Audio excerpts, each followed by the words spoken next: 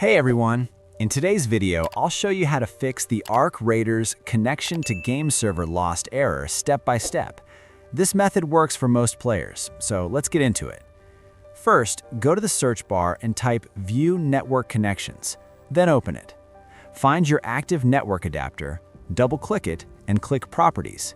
Now select Internet Protocol version 4, IPv4, and click Properties again.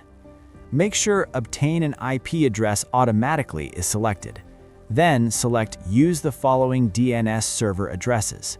Set the preferred DNS to 8.8.8.8 and the alternate DNS to 8.8.4.4. Click OK to save everything. Next, go back to the search bar and type CMD. Right-click Command Prompt and choose Run as Administrator, then click Yes.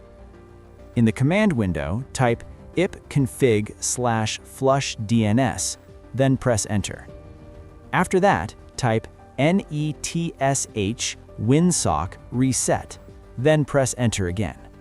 Once that's done, restart your computer. After the restart, launch Arc Raiders. The connection error should now be fixed. If this guide helped you out, make sure to subscribe to the channel, and I'll see you in the next one.